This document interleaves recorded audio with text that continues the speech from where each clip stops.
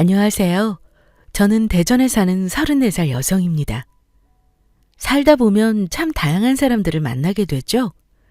그중 내게 해를 끼치는 사람도 있지만 내게 은인 같은 사람이 있기 마련입니다. 제게는 남들이 들으면 놀랄 만한 특별한 인연이 있어 사연을 신청하게 되었네요. 겪지 않으면 믿지 못할 제 이야기 들어보실래요? 저는 20대 초반부터 아버지가 하시던 사업을 도왔습니다. 정확하게는 사업체를 물려주시기 위해 일을 가르치신 거라고 봐야 하죠. 국내 화장품 업체들의 하청업체로 마스크팩을 생산하고 유통하는 회사였습니다.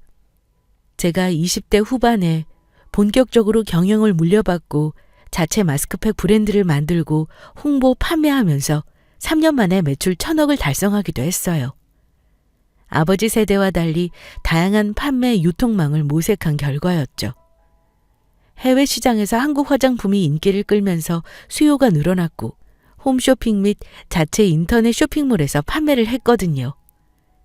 30살이 된 어느 날 CEO 모임에서 만난 지인이 좋은 사람이 있다면 남자 한 명을 소개시켜줬습니다. 연애의 연자도 모르던 저는 혹 실수를 할까 긴장하며 소개 장소에 나갔더랬죠. 안녕하세요. 소개받은 박상욱 변호사입니다. 반갑습니다. 저는 최미연입니다. 서울에서 대전까지 멀리 오시게 했네요. 아닙니다. 이런 미인분을 소개받는데 제가 당연히 달려와야죠. 사진보다 실물이 더 아름다우시네요. 화장품 회사 운영하신다고 들었습니다. 네, 아버지 가움 물려받아서 하고 있어요. 개인 변호사 사무실 하신다고 들었어요. 사무실 개업한 지 이제 몇 년 안 돼서 영업한다고 뛰어다니느라 정신이 없네요. 사람들 많이 만나고 다니는데 미연 씨 소개받으려고 그랬나 봅니다. 변호사라는 맞선남은 시원시원한 기럭지에 직업 때문인지 언변이 좋은 사람이었습니다. 처음 소개받은 날 4살 차이는 궁합도 안 본다며 자기랑 결혼을 전제로 만나는 게 어떠냐고 적극적으로 밀어붙이더군요. 그냥 맞선이란 게 어떤 건지 호기심으로 나간 저는 그 남자에게 말 그대로 영업당했습니다. 수려한 말빨과 적극적인 열정에 반해버린 거죠. 서울과 대전이라는 거리가 있음에도 불구하고 남자친구는 구애에 열성적이었습니다. 만난 지 1년도 안 돼서 양가에 인사를 드리고 약혼식을 올리게 됐고요. 미연아, 우리 결혼식도 그렇고 신접살림도 전부 대전에서 하는 게 어때? 자기 회사 기반도 대전이고 장인 장모님도 그렇게 하는 게 편하실 거고. 그래도 돼? 오빠 아는 분들이나 시부모님은 서울이니까 불편해하지 않으실까? 서울 대전 뭐가 멀다고. 대부분 축의금만 보내거나 친척분들은 버스 대절해서 같이 올 건데 무슨 걱정이야? 자기는 건강관리만 하고 다른 건 일절 신경 안 써도 돼. 빨리 결혼식 날 왔으면 좋겠다. 혼인신고라도 확 먼저 해버릴까? 최미연 박상훈 거라고 도장 쾅쾅 찍고? 오빠도 참 어떨 때는 못 말릴 정도로 성격 급하다니까. 다음 주에 우리 집에 밥 먹으러 오라고 엄마가 그러시더라. 결혼 준비 상의할 것도 있고 오랜만에 얼굴 보고 싶으시대. 시부모님은 저희 친정과 같이 사업을 하시는 분들이었습니다. 자세하게는 모르지만 식품 사업을 오래 하셨고 현재는 시아버지 건강이 나빠지셔서 일을 쉬고 계신다고 했어요. 남편 남동생이 사업체를 함께 운영하며 전반적인 관리를 하고 있다고 하고요. 시부모님은 성품이 너그럽고 친절하셨습니다. 사귀면서 한 번, 약혼식 때 한 번, 이번이 3번째 뵙는 거였는데 예비 시댁집을 방문한 건 처음이었죠. 어머님, 오랜만에 뵙죠? 죄송해요. 제가 대전에서 일을 하다 보니 그렇게 됐네요. 아이고, 괜찮아. 결혼 전에 시댁은 와봐야지 싶어서 식사 초대한 거야. 부담 가질 필요 없어. 어여 앉아. 귀한 걸음 해줘서 고맙다, 아가. 오빠는 일이 생겨서 조금 늦는다고 하더라고요. 제가 식사 준비 같이 도울까요? 아니야. 손님이 무슨 일을 한다고 그래. 여기까지 오는데도 힘들었을 텐데 쉬어야지. 상욱이 아빠랑 동생도 공장에 일이 있어서 조금 늦는다는구나. 우리 여자들끼리 결혼 얘기도 하고 수다나 떨자꾸나. 감사해요, 어머니. 빈손으로 오는 건 아닌 것 같아서 한우랑 장례삼 준비해봤어요. 뭘 좋아하실지 몰라서요. 이런 귀한 걸? 우리도 못해준 걸 이렇게 자꾸 해줘서 어떡해. 상욱이도 어디서 너 같은 복덩이를 데려왔는지. 회사 운영한다고 힘들지는 않니? 결혼하면 시댁 자주 안 와도 된다. 너희들이 알콩달콩하게 잘 살면 그게 효도야. 아참, 내 정신 좀 봐. 목마르지? 아줌마, 여기 마실 것 좀 가져다 줘요. 안 들리나? 아줌마! 어머니 음식 준비하신다고 바쁘신가 봐요. 제가 가서 말씀드릴게요. 손도 좀 씻고요. 예비시댁을 도착하자마자 인상 좋으신 아주머니가 저를 반겨주셨는데 시댁에서 일하시는 가정부인가 보더라고요. 친절하게 짐도 들어주시고 신발도 가지런히 정리해 주시는데 다른 걸 보지 않아도 손끝이 야무지신 분인 게 눈에 보였어요. 안녕하세요, 이모님. 상욱 씨랑 결혼하게 된 최미연이라고 합니다. 물 한 잔만 마실 수 있을까요? 어머, 제가 마실 거 가져다 드려야 하는데 깜빡했네요. 직접 담근 식혜 있는데 그걸 드릴까요? 첫째 도련님 약혼녀라고 들었는데 어쩜 이렇게 귀티가 흐르실까? 식혜 좋아해요. 감사합니다, 이모님. 부모님이 참 귀해하시며 키우셨겠네요. 제가 오늘 맛있게 저녁 해드릴게요. 식혜 먹어보니 먹지 않아도 음식 맛이 어떨지 알겠는데요. 말씀만이라도 감사합니다. 가정부 이모님은 첫인상과 동일하게 따뜻하고 온화하신 분이셨어요. 신기하게도 처음 만난 것 같지 않고 오래 알던 사람처럼 친근하더라고요. 그리고 저를 빤히 바라보시는데 눈빛이 심상치 않다고 할까요? 암튼 어떤 감정이 듬뿍 담긴 눈으로 계속 쳐다보셔서 제가 무슨 실수를 했나 의문이 들 정도였습니다. 시간이 지나자 예비 시아버지 시동생 약혼자가 도착했고 말 그대로 상다리가 부러지게 차려진 식사 대접을 받았습니다. 맛도 일품이었지만 정성이 가득 담긴 음식이라 간만에 과식을 했지 뭐예요? 식사 후 시댁 식구들과 결혼에 관해 이런저런 이야기를 나누고 작별 인사를 하고 나오는 길이었습니다. 문 앞까지 배웅해준 약혼자에게 그만 들어가라 인사하고 제 차에 타려고 할 때였죠. 갑자기 가정부 이모님이 혼자 나오시더니 제 손에 종이 쪽지 하나를 쥐어주시는 게 아니겠어요? 이모님, 이게 뭐예요? 아가씨, 여기서 벗어나면 혼자 있을 때 읽어봐요. 네? 전 바로 들어가 봐야 해서 길게 설명 못해요. 꼭 혼자 읽어보세요. 긴급한 말투로 다짜고짜 제게 쪽지를 건넨 이모님은 서둘러 시댁으로 들어갔습니다.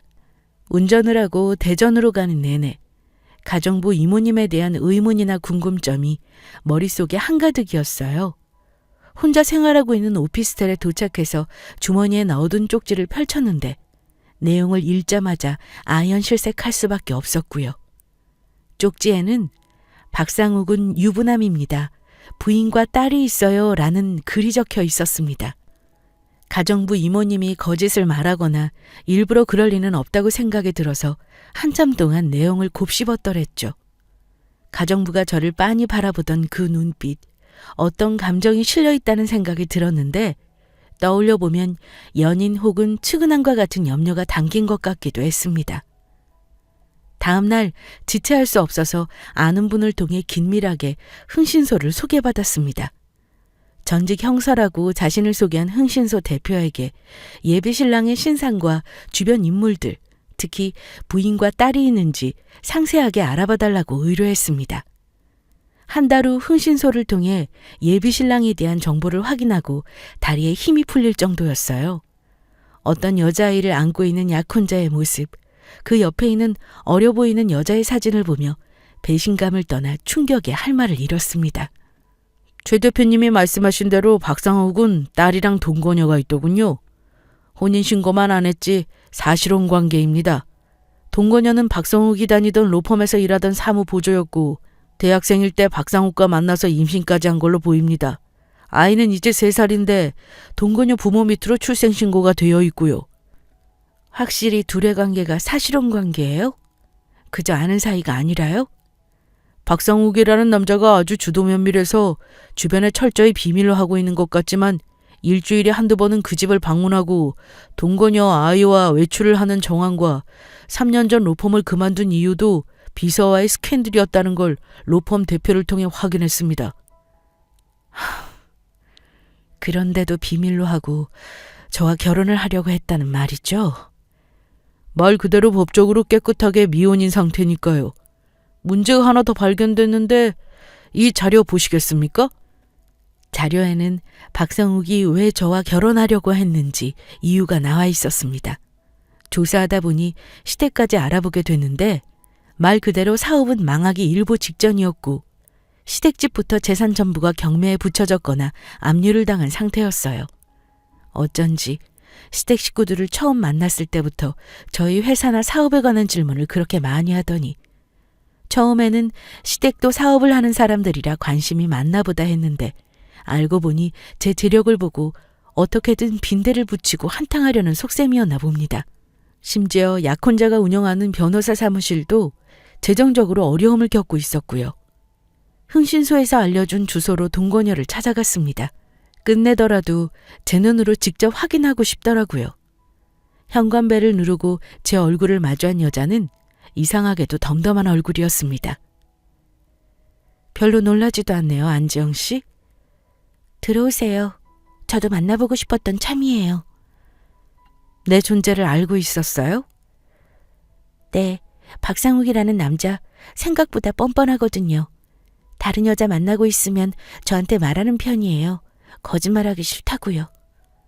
그럼 저하고 결혼하려는 것도 알고 있었단 말이에요? 네, 결혼한다고 한 여자가 그쪽이 처음도 아니고 찾아온 것도 처음이 아니라서요. 뭐라고요? 그럼 나 이전에 결혼하겠다는 여자가 또 있었단 말이에요? 지난 6년간 2명 정도 더 있었네요. 오늘 찾아오신 건 박상욱 정체에 대해 다 알고 오셨다는 말이네요. 뭐가 궁금해서 오셨어요? 저요? 아님 우리 딸? 당신 그걸 다 알면서 어떻게 그 나쁜 놈이랑 아직도 만나요? 당신 두고 딴 여자랑 결혼한다고 하는데 그게 참아져요? 그건 제 사정이고요. 저도 처음에는 별짓 다 해봤는데 결국 그 남자한테 못 벗어나더라고요. 그래서 이젠 그러려니 해요. 둘 다 제정신이 아닌 거 알아요? 아이한테도 못할 짓이라고 생각 안 들고요? 진짜 최악의 부모다. 아이가 불쌍하네요. 모든 것을 포기하고 내연녀로 살아가는 여자도 사기 결혼을 하려고 한 그 남자도 정상으로 보이지 않았습니다. 직접 동거녀를 만나고 보니 더더욱 그런 남자와 집구석은 엮이는 게 아니라는 현실감이 느껴지더군요. 미연아, 우리 10월쯤 결혼식 올리는 거 어때? 반년 정도 결혼 준비하면 자기 스케줄에 무리 안 가고 충분하겠지? 오늘 얼굴이 왜 그래? 무슨 안 좋은 일 있어? 당신이란 사람 진짜 뻔뻔하다. 알고는 있어? 그게 무슨 말이야? 자기 갑자기 왜 그래? 자기? 웃기고 있네. 너 36살 먹고 그렇게 사람 사기치고 다니는 거 아니야. 네 딸한테 부끄럽지도 않니? 너 그게 무슨 소리야? 딸이라니. 잡아댈 생각하지 마. 사진이랑 증거 다 있고 안지영 씨도 직접 만났어. 뭐? 언제 만났어? 너 내 뒷조사하고 다닌 거야? 그거 불법인 거 몰라? 당신이 나한테 법적인 잣대 들이댈 수 있는 상황이야? 그런 걸로 따지면 너가 혼인빙자죄지. 내가 너한테 물질적인 걸 받거나 횡령한 게 없는데 성립이 안 되지. 입만 살아가지고 변호사 능력 왜 이런 데서 낭비하니? 우리 회사 내 재산 탐나서 접근한 거 모를 줄 알아? 시댁이라는 게 망하기 일보 직전에 당신 사무실도 재정난이더라? 돈 보고 아주 의도적으로 접근한 주제 이래도 사기 결혼 아니라고 할 수 있어? 너 아무리 그래도 나보다 어린 게 말 반토막인 거 아니지 않아? 돈 좀 있다고 유세야? 내가 너 털어먹은 것도 아닌데 뭘 그리 예민하게 굴어? 돈 오고 간 거 없었다고 끝이야? 지난 2년간의 내 애정, 노력, 시간은 뭔데? 그건 아무것도 아니야? 이 사기꾼아? 파혼이야. 인생이 아깝다 정말. 아이씨, 진짜 고한현이랑 만나줬더니 말이 많네. 내가 너 재산 빼돌렸어? 솔까 말해서 우리가 결혼했어? 애 낳았어? 무슨 사기꾼이라는 거야? 이 여자 진짜 선 넘네. 막말을 아주 물 흐르듯이 하네? 아름다운 이별은 없다고 하지만 네가 진짜 더러운 끝을 만드는구나. 내가 고아인 게 그렇게 싫었으면 왜 결혼하자고 했니? 웃기네. 네 태생이 그런 게 그럼 자랑이야? 나 이래봬도 변호사야. 잘 나가는 전문직 남자 미쳤다고 각오할 수 없는 널 만나겠어? 네 재산도 솔직히 입양해준 부모 덕이잖아. 어디서 고결한 척해? 마지막 남은 구질구질한 미련까지 한 방에 해소해줘서 잘 됐네. 다시는 보지 말자. 연락도 하지 말고 내 눈에 띄지도 마. 뭐? 돈 밝히는 당신이 더 잘 알잖아? 자본주의 사회에서 돈의 힘이 얼마나 강한지. 나한테 다시 한번 회꼬지 해봐. 내가 너 매장시켜버릴 거야. 네가 그렇게 보잘것없이 무시하는 나한테 가장 많은 건 돈과 힘 아니겠어? 끝까지 추잡하게 구는 약혼자에게 파혼 선언을 하고 집에 돌아왔습니다. 더러운 놈이 힘들게 얘기한 제 과거까지 들추며 뭘 할 줄은 몰랐거든요. 심장이 두근거리며 눈물이 차올랐어요. 당당하고 센 척 말을 했지만 제 첫사랑이자 결혼까지 생각한 남자였기에 무덤덤할 수 없더라고요. 약혼자와 결혼을 앞두고 제 친부모님에 대해 얘기한 적이 있었습니다. 저는 갓난아기 때 베이비박스라고 불리는 곳에 버려졌던 아이였거든요. 충남 논산에 있는 보육원 한켠에 버려졌던 아이. 그것이 제 어린 시절을 정의할 수 있는 말이었습니다. 운 좋게 초등학교 시절 지금의 부모님이 입양해 주셔서 10대 때부터 지금까지 무탈하게 살고 있기는 했죠. 누구에게도 말하지 않았던 과거와 속마음을 꺼내 보였던 사람이 저런 사기꾼의 파렴치한이었다니 제 스스로가 한심해서 견딜 수가 없었습니다. 도대체 지난 2년간 제가 사랑했던 남자는 누구였던 걸까요? 저급한 저런 남자에게 속았다는 게 자존심도 상하고 비수가 되어 한동안 저를 괴롭혔습니다. 친정 부모님께는 의견 차이로 파혼을 했다고 죄송하다고 했어요. 차마 저를 축복해 주시고 기대했던 분들에게 사기당했다고 말하기가 너무 어렵더라고요. 처음에는 충격을 받은 눈치셨지만 너라면 충분히 생각해보고 결정했을 거라면서 결국 저를 위로하고 납득하셨고요. 파혼 후 예비 시댁이든 전 약혼자든 다시는 마주하고 싶지도 않고 서울 땅도 안 밟고 싶었지만 저에게 진실을 알려준 가정부 이모님이 많이 생각났어요. 달리 연락할 방도도 모르겠고 무작정 집 앞에서 기다리는 수밖에 없었습니다. 저녁 시간이 지나고 퇴근하고 나오는 가정부 이모님이 보였습니다. 이모님, 저 기억하시겠어요? 아가씨는 알다 마다요. 파혼했다는 소식은 들었는데 여긴 어쩐 일이에요? 이모님께 고맙다는 말도 못한 것 같아서요. 일단 차에 타세요. 집에 데려다 드릴게요. 일부러 나 때문에 여기까지 왔다고요? 안 그래도 되는데 집에 데려다 주면 나야 고맙죠. 몇 달 만에 만난 이모님은 여전히 친근하고 좋은 분이셨어요. 마치 오랫동안 헤어졌던 친이모를 해우한 느낌이랄까요? 제 인생이 그 사기꾼 집안과 엮여서 진창에 빠질 수도 있었는데 이분 덕분에 모면했다고 생각하니 더 고마움이 배가 됐습니다. 그래서 퇴근 후 피곤하실 테지만 차 한잔하자고 부탁드렸어요. 정말 이모님 아니었으면 제가 어떻게 됐을지 상상도 안 가요. 나도 그 집에서 3년 넘게 일해서 그저 입 닫고 귀 닫고 모른 척하고 살았는데 아가씨를 보니 그럴 수가 없더군요. 예의 바르고 참한 사람이 아무것도 모르고 당한다고 생각하니까 내 딸이었으면 얼마나 상처받고 힘들까 싶어 내버려둘 수 없어서 몰래 그런 쪽지 준 거예요. 그러셨구나. 따님 있으세요? 얘기하자면 길어요. 딸이 있었기는 한데 지금은 없어요. 어릴 때 시장에 같이 갔다가 잃어버렸거든요. 올해 나이가 어떻게 돼요? 아, 저런. 저는 올해 32살이요. 역시 아가씨 처음 봤을 때 우리 딸 나이겠구나 했는데 동갑이에요. 아마 살아있다면 아가씨 같겠죠? 5살 때 잃어버렸어요. 벌써 27년이 흘렀네요. 5살 때. 시간이 많이 흘렀네요. 실종 신고나 여러 가지 수소문 해보셨나요? 그럼요.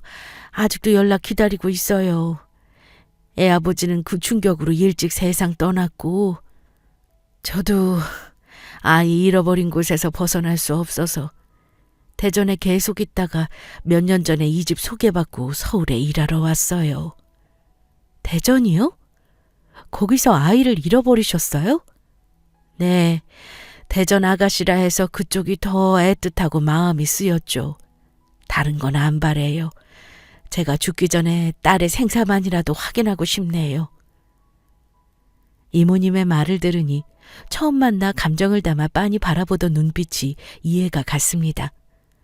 저를 버린 친부모는 누구일까? 도대체 왜 버렸을까?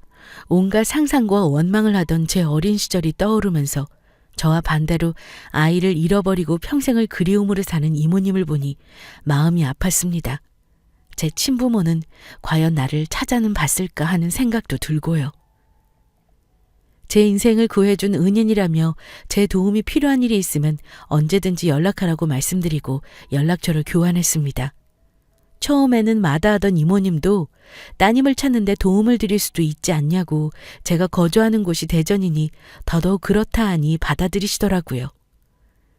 따님 실종 때문에 정기적으로 대전을 다녀간다는 말씀에 다음에 식사를 하자고 약속하고 헤어졌습니다. 약혼을 하고 한동안 주변 사람들과 약속을 잡거나 모임에 나가고 싶지 않더군요. 하지만 간만에 보육원 동기이자 친자매 같은 친구 녀석과 만나기로 했죠. 친구는 저와 마찬가지로 이명계 사업을 하고 있었는데 중국과 동남아 시장에 진출해서 입지가 탄탄했습니다.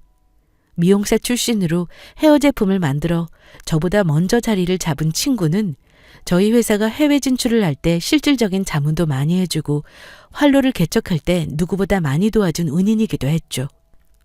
김희주, 얼굴 까먹겠다. 중국 상하이가 그렇게 좋아? 꿀 발라뒀냐고. 어떻게 반년이나 날 안 보러 와? 시스터, 무슨 소리야? 내가 상하이 비행기 티켓까지 끊어줬는데 너가 안 온 거지. 이번에 여행도 오고 너희 마스크팩 상하이 쪽에서 지점 하나 내라니까. 이 대전 지방령 같으니라고. 너무 보고 싶었어. 내 사랑 김희주. 최미연 이 땅콩아. 아주 말로만 사랑하지? 파혼 얘기는 뭐야? 어떤 눈빛 놈이 너한테 그러든? 간만에 만난 친구에게 그간 사기꾼 약혼자 시댁 얘기를 소상히 했습니다. 너는 그런 것들을 가만히 뒀어? 아주 제대로 망하게 해야지. 아주 보살납셨네. 최미연 성격 많이 죽었다. 뭐하러 그래? 어차피 집안 재정 상황이나 그 인간 상태 보니 내가 굳이 안 나서도 곧 끝날 각인데 뭘. 그 가정부 이모도 대단하시다. 너 그 정도면 너 인생 구해준 히어로 아니니? 그분 참 좋은 분인데 27년 전에 대전 재래시장에서 딸을 잃어버리셨대. 5살 아기를. 아직도 포기 안 하셨더라. 5살 딸을? 나랑 비슷하네. 나도 5살에 보육원 갔는데. 맞다. 너도 5살에 대전에서 버려졌다고 했지? 대전 아동보호시설에 얼마 있다가 논산 강경 보육원으로 갔었지. 난 신생할 때 버려져서 기억도 없는데 넌 엄마 얼굴 기억나지 않아? 조금 희미하게? 엄마가 어렸을 때 게장 만들어주신 거 기억나고 내가 들고 있던 강아지 인형 정도 기억나지? 거의 30년 가까이 돼서 잘 모르겠어. 넌 친부모님 안 찾아?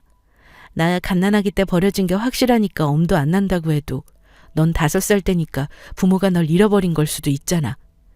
모르겠어. 버렸을 수도 있고 잃어버렸을 수도 있잖아. 괜히 친부모 찾는다고 해서 만났는데 만나기 싫었다 하면 어떡해? 2번 버려지는 거잖아. 씁쓸하게 말하는 친구 얼굴을 가만히 보는데 갑자기 이모님이 떠올랐어요. 그때는 내가 무슨 말도 안 되는 상상이냐고 애써 생각을 말았지만요. 친구 희주는 결혼식을 2달 앞두고 있었습니다. 제가 남자 때문에 힘들어서 연애나 결혼 얘기가 진절머리 나기도 해 찐사랑과 연애 7년 끝에 결혼하는 친구를 보니 너무 아름답고 좋아 보였죠. 27년 동안 봐온 친구 모습 중에 가장 행복해 보이기도 했고요. 얼마 지나지 않아서 이모님이 대전에 오신다는 연락을 받았습니다. 그래서 약속대로 좋은 한정식 집에서 식사를 대접했어요. 이렇게 비싼 곳에서 밥 안 먹어도 되는데 내가 뭘 했다고. 무슨 말씀이세요? 제 은인이시라니까요. 이것도 약소예요. 마음 같아선 한재산 해드리고 싶을 정도인데요. 말만이라도 고마워요. 아이, 그런데 이런 말 하면 실례려나? 네? 무슨 말씀인데요? 나 그 집 가정부 일 그만뒀어요. 아니, 잘린 거라고 봐야겠죠. 일을 잘리셨다고요? 왜요? 결국 사업 부도나고 아예 그 집이랑 재산 될 만한 게 죄다 경매로 넘어가 버리고 길거리에 나앉았지 뭐예요. 첫째 변호사 아드님은 무슨 기업이랑 일하다가 사기죄로 고소당해서 집행유예 3년 선고받았다고 하고요. 아무튼 아가씨랑 헤어지고 반년 동안 다사다난했어요. 마지막 월급은 주시더라고요. 그래서 그 뒤로 일 그만뒀죠. 후일담을 들을 줄 몰랐는데 신기한 인연으로 인해 그 집안의 말로를 듣게 되었어요. 예상했던 일이라서 놀랍지는 않았지만 전 약혼자까지 이렇게 안 좋은 상태일 줄은 몰랐거든요. 사람이 남 등쳐먹고 살면 최후가 좋을 수 없다는 진리가 여기에도 적용되나 싶었고요. 이모님, 혹시 따님 얘기 몇 가지 물어봐도 돼요? 다른 도움은 다 싫다고 하시니까 따님 찾는 일은 제가 좀 도울게요. 진짜요? 나야 그래주면 너무 고맙지. 뭐든 물어봐요. 따님 이름이랑 인상착의, 잃어버린 장소 아시는 거 말씀해 주시고 어릴 때 사진 있으면 볼 수 있을까요? 이름은 김해주고요. 대전 전통시장 작은 골목에서 잃어버렸어요. 잃어버렸을 때 양갈래 따은 머리에 멜빵 바지 입고 인형 들고 있었고요. 사진은 서울 집에 다 있고 지금은 실종 전단지만 갖고 있는데 볼래요? 어릴 때 집이 어려워서 돌사진이랑 사진 몇 장만 찍어둔 게 다네요. 그게 그렇게 한이 될 줄은 몰랐죠. 이모님은 바랜 실종 전단지를 제게 보여주셨어요. 선명하지는 않지만 모자를 쓰고 있는 여자아이의 모습이었죠. 사진을 본 순간 누군가가 제 머리를 댕 하고 치는 기분이었어요. 완전하게 정면의 모습이 아니라 단언할 수는 없었지만 사진 속 아이는 제 친구의 모습을 빼다 박았더라고요. 저도 모르게 소림이 끼치면서 온몸에 닭살이 돋았습니다. 혹시 아이가 실종 당시에 들고 있던 인형 뭔지 기억나세요? 정확하지는 않지만 애한테 아기 인형이랑 강아지 인형이 있었거든요. 그 둘 중에 하나일 거예요. 네. 그럼 평소에 아이가 좋아하던 반찬이나 자주 해주시던 음식이 있었나요? 그 어린 게 뭘 아는지 간장게장을 참 좋아했어요. 반찬 투정을 곧잘하던 애가 게장에 비빔밥을 김에 싸주면 그걸 참 맛나게 먹었어요. 밥 한 공기를 뚝딱 했다니까요. 익힌 음식이 아니라서 식중독 걸릴까봐 아주 자주는 못 먹였지만 입맛 없어 할 때 해줬죠. 맙소사, 이건 정말 말도 안 되는 일이야. 왜 그래요? 갑자기 얼굴이 하얗게 질려서는. 이모님, 제가 확인할 게 있어서 그러는데 이 전단지 가져도 되죠? 그리고 이모님 사진 좀 찍어도 될까요? 네? 물론이죠. 얼마든지요. 그런데 무슨 일이에요? 제가 확실해지면 바로 말씀드릴게요. 저는 그 길로 회사에 하루 휴가를 내고 서울에 있는 친구에게 연락을 했습니다. 너무 급박한 일이니 당장 만나자고 말이죠. 다음 날 사업차 다시 중국 상해로 돌아갈 준비 중이었던 친구는 저의 연락을 받고 많이 놀라는 눈치였습니다. 평소 웬만한 일로 흥분하거나 급하게 굴지 않는 제 성격을 알고 있었으니까요. 무슨 정신으로 운전을 했는지 모를 정도로 달려서 친구 오피스텔로 갔습니다. 최미연, 이게 무슨 일이야? 이 저녁에 이렇게 급한 일이라고? 너답지 않다? 큰일이야? 표정 왜 그래? 희주야, 일단 심호흡 좀 할게. 너무 떨린다. 이 전단지 좀 봐봐. 이게 뭔데 그래? 실종 아동을 찾습니다. 이 사진 속 아이, 너야? 너 맞아? 김혜주, 당신 아이 5살. 이거 나잖아. 친구는 실종 전단지를 보며 벌벌 떨기 시작하더니 눈물을 흘렸습니다. 이거 어디서 났어? 이게 뭐야? 미연아. 희주야, 나 너희 엄마 찾은 것 같아. 친구야, 진짜 말도 안 되는데 찾았다고. 내가 얼마 전에 내 은인이라던 예비시대 가정부 이모님 기억나지? 왜 우리 또래 딸 잃어버렸다고 했던 분. 설마 그분이 내 엄마라고? 응. 내가 이번에 식사 대접하면서 혹시나 하고 이것저것 물었는데 네 얘기랑 일치하더라. 전단지 사진도 너랑 비슷하게 생겼고. 그분은 뭐라고 하셔? 내가 딸인 거 말씀드렸어? 아니, 혹시 몰라서 확실할 때 얘기하려고. 이모님 사진도 찍어왔어. 한번 봐봐.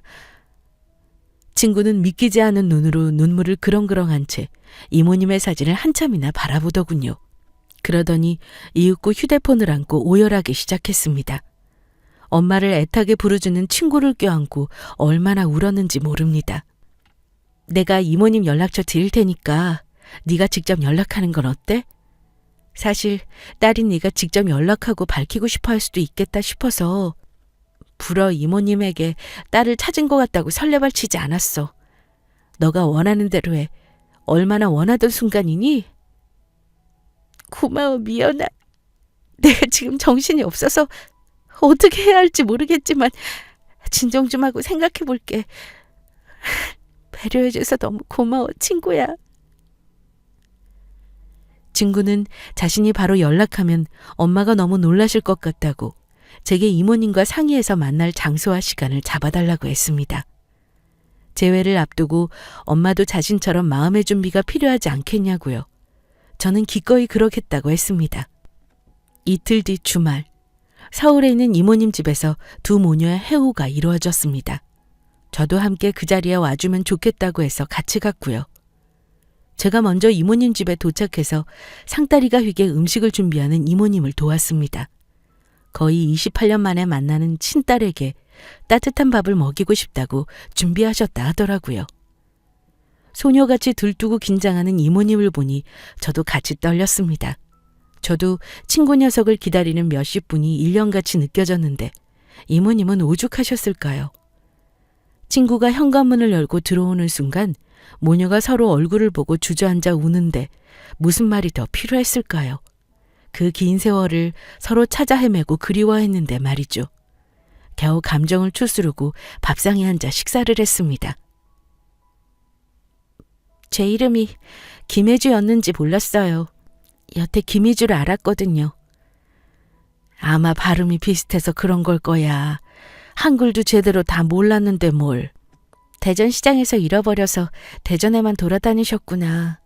저는 대전에 있다가 논산강경보육원에 갔거든요. 잃어버리셨거나 버렸거나 둘 중에 하나라고 생각했어요. 논산 쪽도 갔었는데 강경은 생각을 못했구나. 이렇게 가까이 있었는데 그것도 모르고 맴맴 돌았다니. 엄마가 미안해, 혜주야. 미안하다 하지 마세요. 최선을 다해서 지금껏 저를 찾아주신 거잖아요. 지금이라도 만난 게 어디예요? 이런 인연이 있을까요? 제 친한 친구가 이렇게 저희 모녀를 찾아주다니 아직도 안 믿겨요. 나도 아직 믿기지가 않구나.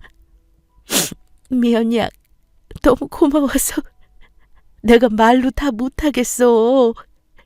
이 은혜를 어떻게 갚지? 아니에요, 어머님. 두 분 다 제 인생의 은인들인데 제가 조금이라도 은혜를 갚는다면 그걸로 좋게 해요. 진심 너무 잘 됐어요. 진짜 앞으로 둘 다 꽃길만 걸었으면 좋겠어요. 친엄마를 찾은 친구가 부럽기도 했지만 그것보다 초등학교 때 저만 입양이 되고 홀로 보육원에서 고등학교까지 마친 친구를 보면서 미안하고 안쓰러운 게 컸거든요. 그래서 더 축복하고 잘됐다는 마음이 들었습니다. 저는 두 모녀의 첫 해오를 지켜보다가 둘만의 시간을 보내라고 조용히 집을 나왔어요. 새삼 인연이란 게 무엇일까?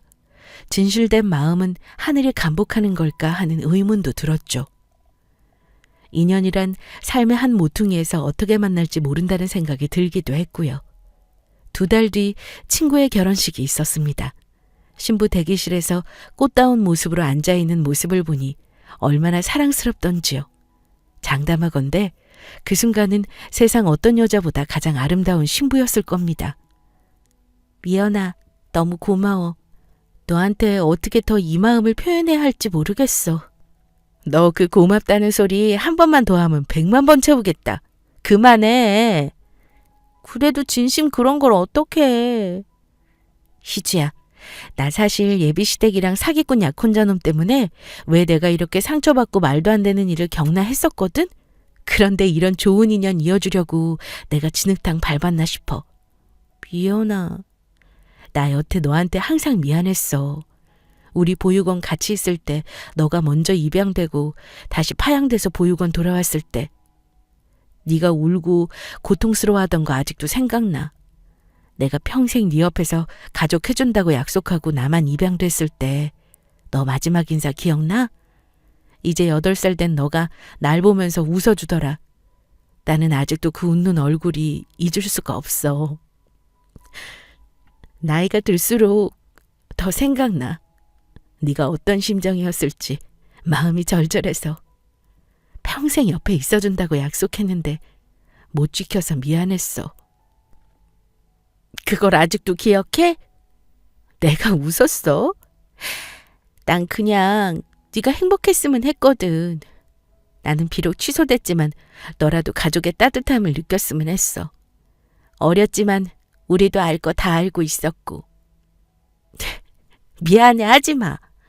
그래도 잊지 않고 계속 연락하고 너가 만나러 와줬잖아. 지금도 내 옆에 있고 우리 엄마도 찾아주고. 울지 마. 아까까지 세상 제일 이쁜 신부에서 세상 제일 못난이가 되잖아. 아니거든. 우리 신랑은 내가 뭐래도 제일 이쁘다고 하거든요. 아우, 부러우면 지는 건데. 아무튼 나는 결혼 선물 제대로 한 거다. 그러게. 내가 세상에서 제일 귀한 결혼 선물 받았네. 우리 엄마. 비어있었을 혼주석에 곱게 한복을 차려입고 앉아 계신 이모님을 보는데 저도 모르게 울컥하더군요. 결혼식이 시작되고 참으려고 했지만 신부와 신부 어머니, 저 이렇게 셋은 서로의 사연을 알기에 눈물을 흘릴 수밖에 없었습니다. 급기야 신랑까지 울어버려서 식장은 눈물바다가 되었고요. 친구는 신혼여행을 다녀온 뒤로 허니문 베이비를 가지게 됐어요. 이모님이랑 여전히 자주 연락하고 있는데 손주가 생긴다고 얼마나 좋아하시던지 전화만 했을 뿐인데도 입꼬리가 올라간 이모님을 상상할 수 있었습니다. 친구는 바로 아기가 져서 신혼생활을 많이 못 즐겼다고 투정하는 신랑을 달래기 바쁘다고 어찌나 푸념하는지 복에 겨워 네가 요강에 모를 싼다고 제가 핀잔을 줄 정도였어요. 툴툴거리는 제가 외로워 보였는지 친구가 슬쩍 소개팅을 제안하더라고요. 저는 제 인생에 한동안 남자는 없다고 한사코 거절했지만 거절을 거절한다며 밀어붙이더군요. 자기 신랑이 장모님 찾아준 은혜를 반드시 기필코 갚겠다고 했다나 뭐라나요? 우여곡절 끝에 만난 소개팅 자리에서 저는 지금의 신랑을 만났습니다. 첫 만남에 말수도 없고 재치라고는 개미 눈꽃만큼도 없어 보였지만 사람을 잘 대할 줄 몰라서 그런지 속은 진국이더라고요. 회계사라는 직업답게 가끔 계산하는 로봇을 인간화하면 당신일 거라고 제가 가끔 놀리기는 하는데 그런 소리를 듣고도 좋다고 해벌쭉하는 걸 보면 절 많이 사랑하는 것 같아요. 저도 신랑을 많이 사랑하고요. 제가 직접 겪어보니 인생은 한 치 앞을 모른다는 말은 사실인 것 같아요. 그 말만큼 드라마틱한 말이 없는 것 같기도 하고요. 비록 저와 제 친구는 불행하다고 할 수 있는 유년기를 보냈지만 지금은 누구보다 사랑과 명예를 가지며 살아가잖아요. 포기하지 않고 마음속의 사랑을 품고 사는 사람에게 신은 이렇게 뜻밖의 선물을 주나 봅니다. 제 얘기를 들어주신 여러분의 삶에도 예기치 않은 선물이 곧 도착할 겁니다. 기다리는 자에게 복이 있나니. 모두에게 감사와 행복을 전할게요.